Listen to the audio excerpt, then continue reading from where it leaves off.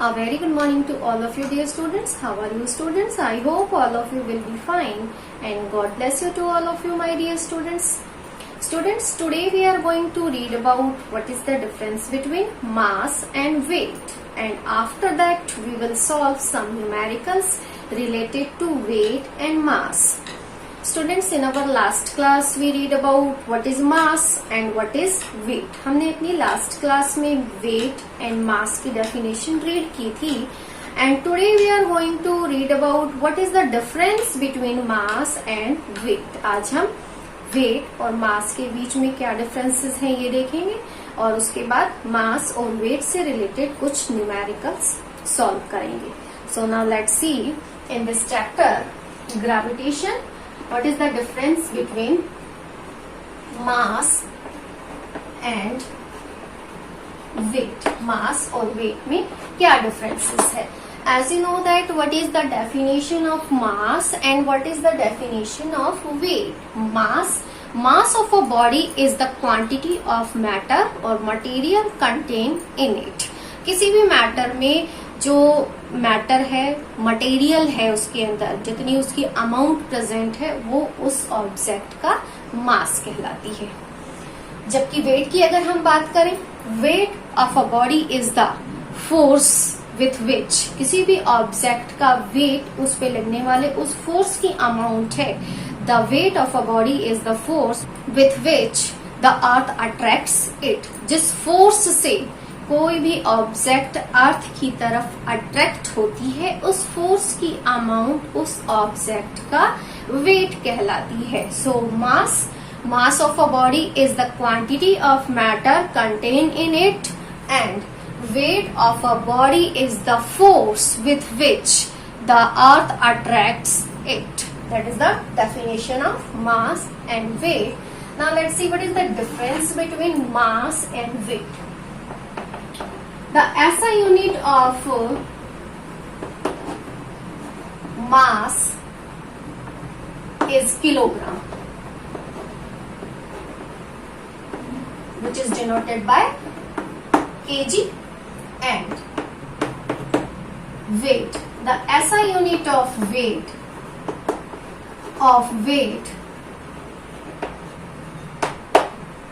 is Newton, which is denoted by capital N. SI unit of mass is kilogram, which is denoted by kg, and SI unit of weight is Newton, which is denoted by capital N. Now next, as you know that mass and weight दोनों ही physical quantities हैं. So what is the type of physical quantity? Mass is a scalar physical quantity, and weight is a vector physical quantity. मास एक scalar physical quantity है, जबकि weight एक vector physical quantity है. Scalar means magnitude, okay, and vector means magnitude as well as direction. Next is mass of an object is constant. किसी भी object का मास एक कैसी वैल्यू है? Constant. Constant means place to place, one place to another place पर जाने पर किसी ऑब्जेक्ट के मास में कोई चेंज नहीं आता. देयरफॉर ये कैसी वैल्यू है? कांस्टेंट. जबकि अगर हम वेट की बात करें, wait of an object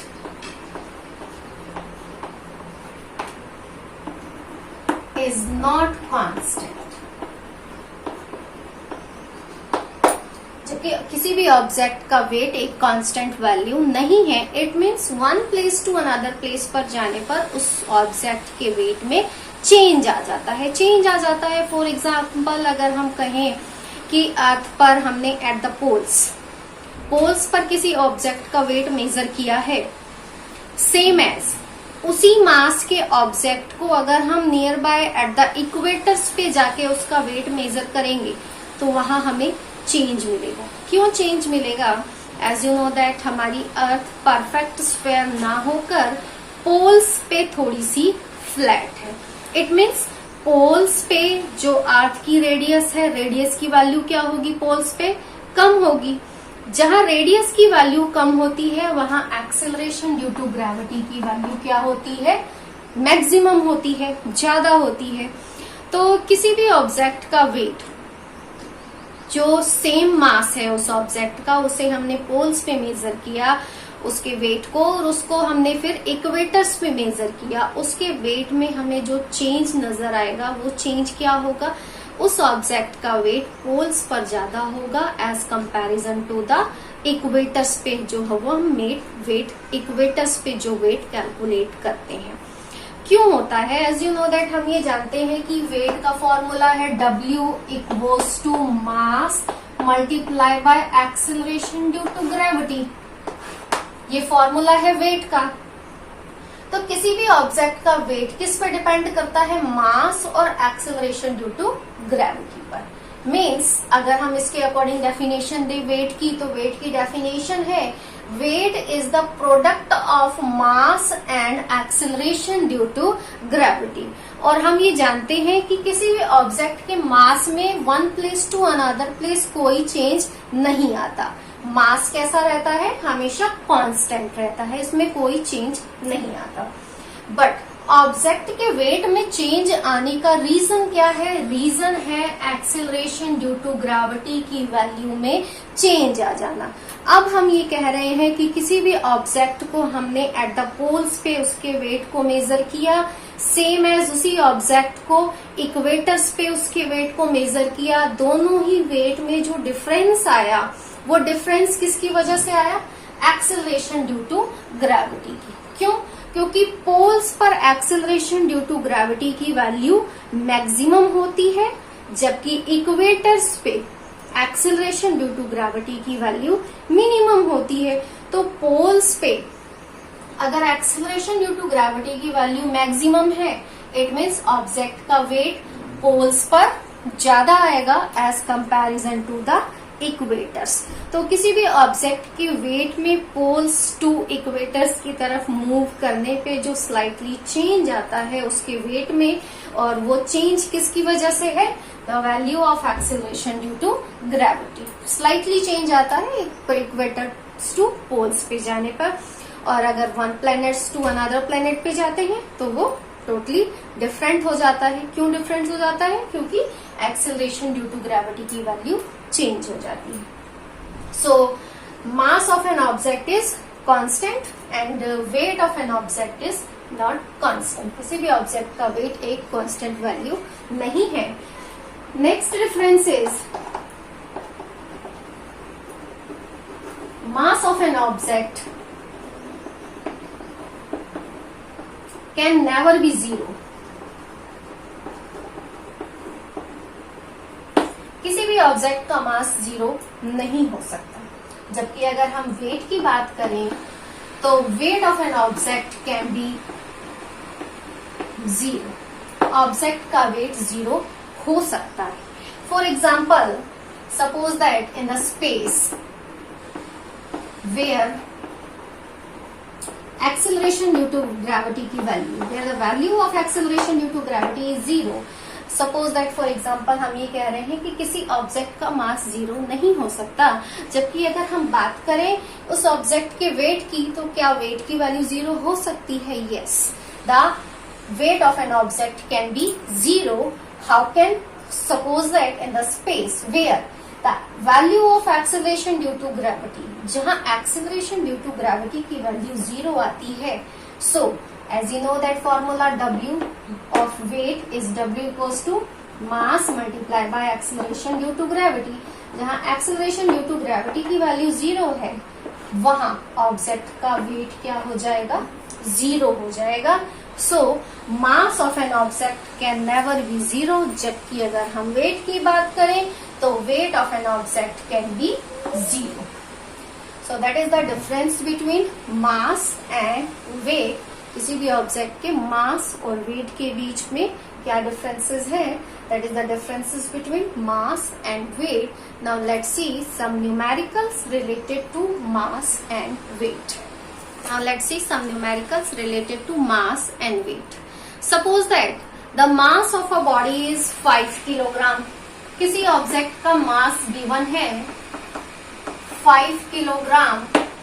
What is its weight? हमें उस ऑब्जेक्ट का वेट फाइंड करना है. What is its weight on the earth? उस ऑब्जेक्ट का वेट अर्थ पे क्या होगा? We have to find the weight. So the formula for weight is the product of mass and acceleration due to gravity. That is the formula for weight. W equals to m multiplied by g. That is the formula of weight.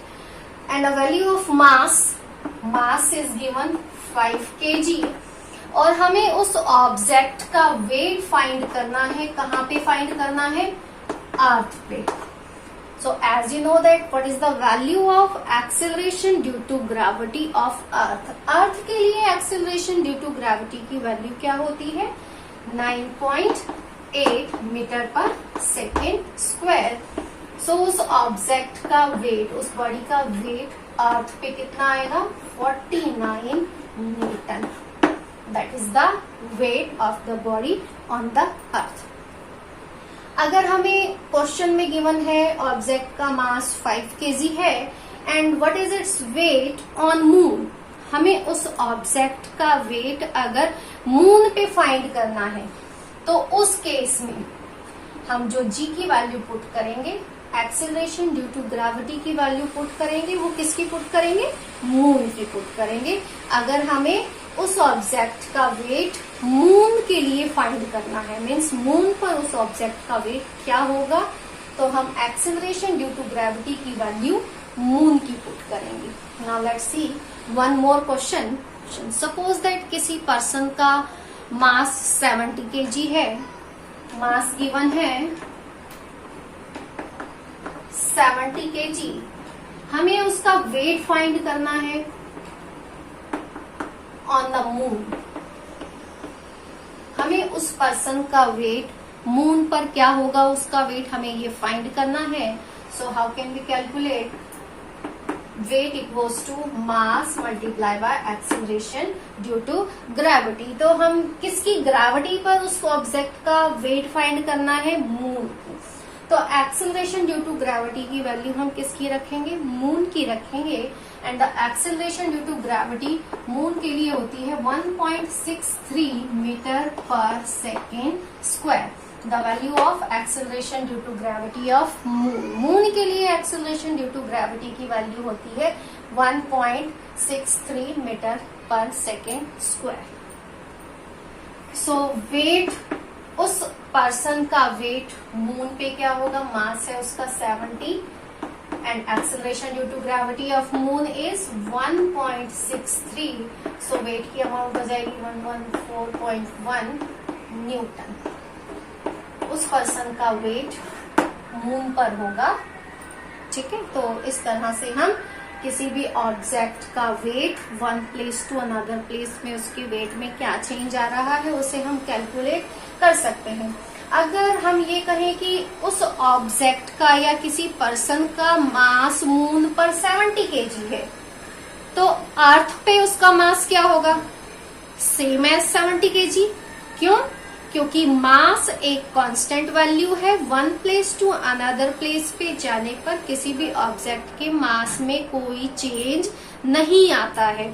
तो अगर हम कहें कि उस person का मास अगर moon पे 70 kg है तो अर्थ पे उस पर्सन का मास कितना होगा?